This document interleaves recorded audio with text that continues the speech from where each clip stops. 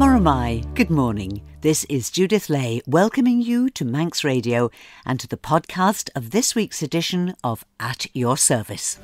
Manx Radio!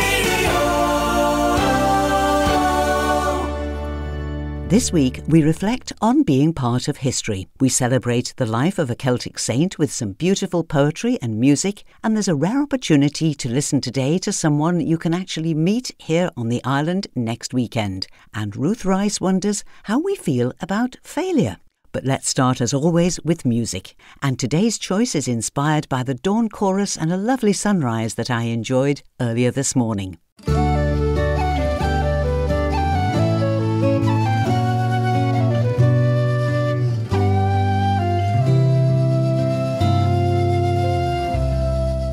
Morning has broken like the first morning.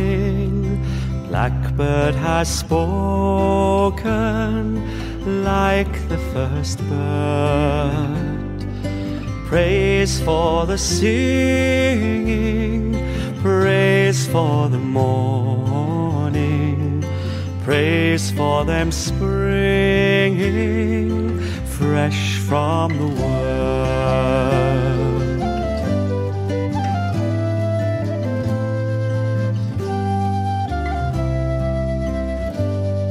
Sweet the rain's new fall, sunlit from heaven, like the first dew fall on the first grass. Praise for the sweetness of the wet garden, sprung in completeness where his feet pass.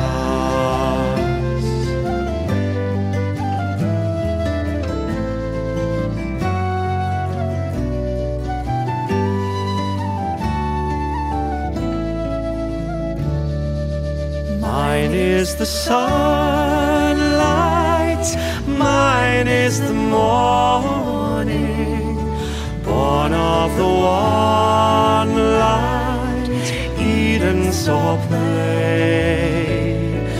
Praise with elation, praise every morning, God's recreation of the new day.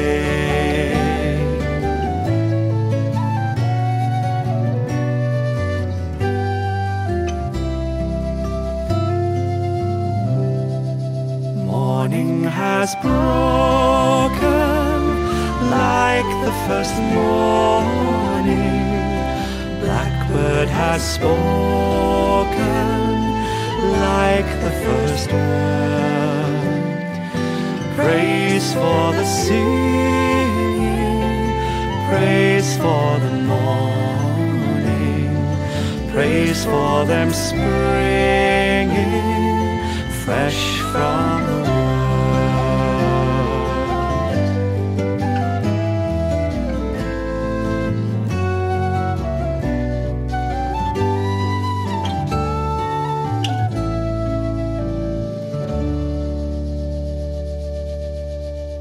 Alla Jones and Nell Bryden with Morning Has Broken. Each year on Maundy Thursday, the day before Good Friday, Her Majesty the Queen or a royal official ceremonially distributes small silver coins known as Maundy Money to elderly people. A small sum of ordinary money is also given in lieu of gifts of clothing and food that the sovereign once gave to those who also received the Maundy Money. The name Maundy and the actual giving of Maundy Money itself comes from the instruction or mandate that Jesus Christ gave to his disciples at the Last Supper the day before he was crucified, that his followers should love one another and show that love through their practical care for others. In the Middle Ages, English monarchs actually washed the feet of beggars in imitation of what Jesus did to his disciples and gave clothing, food and money to the poor. Over time, the washing of the feet stopped and additional money was substituted for the giving of actual clothing and food. Today, those who receive Maundy Money get two small leather purses, a red one containing £5.50, the allowance for food and clothing, and a white purse containing specially minted silver penny pieces, the total of which equals the number of years of the monarch's age. Whilst the significance of the service remains, some changes have been made. Recipients are no longer chosen for their poverty. Instead, they're chosen to recognise service that they've given to their churches or communities and are drawn from various different Christian denominations. Manx people have over the years been selected and travelled to the UK to be part of this historic event. This year, the service, where Her Majesty the Queen was represented by Prince Charles, was in St George's Chapel in Windsor and included Manx recipients, one of whom joins me now. Rev'd Canon Margaret Burrow is an Anglican priest living in Peel and very much a part of church life in the west of the island. And for her, it all started with an envelope. And it had a postmark which said Buckingham Palace. I've never had an envelope that says Buckingham Palace before. And then inside it was saying, would you like to have the Maundy money? Well, it was a bit of a shock because it's not something you expect. It just came out of the blue. You were asked to take with you a companion, someone who could care for you. And I thought, well, I don't think I need real care, but I would like to take somebody with me to talk to and to be involved. So I thought about somebody who would really appreciate the liturgy and the service and would get a lot out of it, as well as me getting the presentation, would really enjoy the thrill and the pageantry of the occasion. And so I invited Patricia Craig to come with me, and it was an honour for both of us. And we're both roughly the same age, and we both have the same sort of attitude to life, which made it a really good few days away. Now, I've known you for a year or two, Margaret, and, Yes. and you're not the kind of person who looks for decorations, awards and honours. You are much more concerned about your ministry. Your ministry is massively important to you. So really to be part of history, the Maundy money, the receipt of Maundy money is steeped in really medieval history, isn't it? Yes, it's been going on for so long, and it's such a tradition that the sovereign comes and gives originally to the poor, and it's grown and become such an important occasion in the church because it happens on Maundy Thursday, which was the day when we commemorate Jesus taking off his outer robe and getting a towel and a bowl and washing the disciples' feet. And there you are, you've got the King of Kings putting himself at the feet of humble people. And so the tradition goes back even really beyond the sovereign doing this. And so the Queen is taking upon herself this sense of being a servant. And that's what we are as priests. We're servants to the people. And your service is in giving people a good experience of the church. Many people now won't come inside the church other than for hatches, matches and dispatches. But if they come in and you can give them something to take away that they're going to remember, what you're doing is what Jesus did. He went out and he didn't just preach and tell them what to do or what not to do or to obey this law or that law. What he did was to be to them as a servant, but as a servant that would encourage them. And indeed, the Maundy money now, it really is a recognition of service because it's given to people over 70 years of age who have in some way served their community. Yes. Now, as somebody who loves liturgy, was it a very wonderful service, Margaret? It was marvellous. It was based around the Book of Common Prayer, which I think is where the Queen comes from. And for somebody of my age to have the Book of Common Prayer language was quite pleasant for a change. But it was not just the liturgy, but it was the whole, choreography of the thing and the number of people who were involved. We had the processions, the yeomen of the guard, and all these people who really were absolutely on point. They may have done it dozens of times, but they still did it as if it was the most important time they ever did it. And the music was absolutely beautiful, and it was beautifully timed, so that just as Prince Charles finished giving the money, the music stopped and we went on to the next bit of the service. That precision. I suppose I'm a mathematician at heart in any way. So that precision really is something that I love to see. So it was, in that sense, an absolutely marvellous occasion. But the thing that really, I think, uplifted me and uplifted many people was that the last piece of music, as Prince Charles was going round, there was a very, very long introduction before the choir came in. And it was a relatively small choir, but boy, did it hit the ceiling. and it was just such a lovely thing and so uplifting. And then after we'd had the service, we went up and there was a reception and people were talking, and you started talking to people you'd never seen before. And I bumped into somebody I hadn't seen for more than 10 years, who is 91 and a priest, and like me, ordained in her later years. And she was receiving the Maundy Money. I went to embrace her and she just looked at me, and the delight on her face and the joy, we'd both experienced something, we'd both really enjoyed it. Somebody else who who also has been in the same sort of position as you and really served the Lord.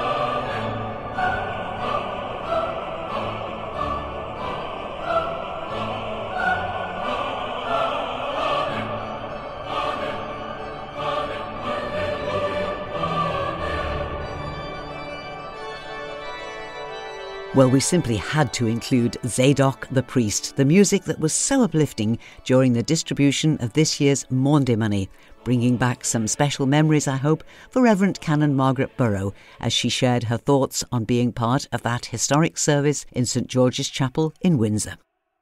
A few days ago, on June the 9th, the church celebrated the feast of St Columba, the Irish monk who lived in the 6th century. Columba was given the name Crimthan when he was baptised, but when he was a boy he was so often found praying in the town church that his friends called him Com Sil, meaning Dove of the Church, and it was as Com, or its Latin form Columba, that he was known for the rest of his life. He was ordained priest in his early 20s, and when a cousin gave him some land at Derry, he decided to start a monastery. He travelled through Northern Ireland, teaching Christianity and inspiring people by his personal holiness. In just 10 years, he founded 30 monasteries. But Columba's strong personality made him some enemies. He was accused of starting a war between two Irish tribes and was sentenced by the High King never to see Ireland again, but to spend the rest of his life in exile. With just 12 companions, he sailed from the shores he loved and settled on a bleak island called Iona off the coast of Scotland. The monks made occasional visits to the Scottish mainland, preaching Christianity, and very soon their community had 150 members. Columba spent the rest of his life on Iona, praying, fasting, and teaching his monks. He inspired the missionary work of his monks, and long before his death at the end of the 6th century, he was regarded as a saint and is today a beloved figure in Celtic tradition. We recall his deep love of nature and deeper love of God with words brought to us by Phil Crane and music from Emma Christian. A poem by the Scottish author Kenneth Steven entitled Columba.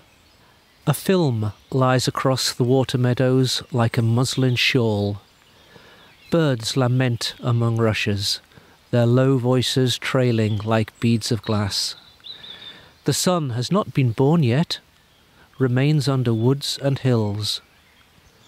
Columba goes down, his ankles buried by soft water, by green fronds, slippery, making no more sound than a deer. The swans drift over the water, so white they hurt the eyes. He stops, forgetting everything, as he watches the stoop and silver of their grace, the sudden ripplings of their backs cast by wind, the furlings of the huge wings like shards of ice. They too are prayers, personified, awakenings of God in the morning waterland. He goes on to the strange stone head carved and lying dormant in the grass. Those wide eyes never blinked, the ringlets of stone hair curling about the enigma of a half-buried face. He comes here even though the smiths who cut this have known only gods of wood and loam, have chanted under the wheel of stars, made strange offerings of fire and wheat and gold. Here at the water meadow's end he finds the Christ, ripe in his heart, his lips brim with words that soar like larks into the sky, almost as if some spring of light and joy wells from the ground beneath. He kneels in the wet softness of the earth and smells the springtime yellow in his veins, become the place he prays in.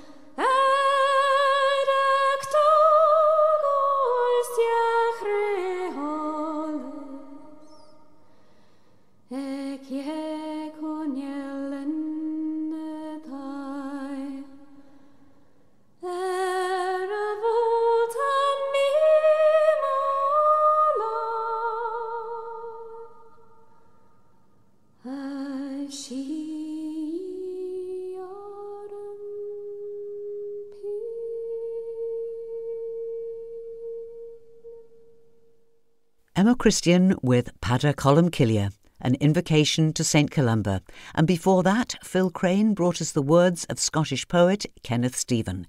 And if you thought you could hear birdsong behind Phil's voice, you were right. Respecting St Columba's love of nature, we recorded that poem out in the glorious Manx countryside.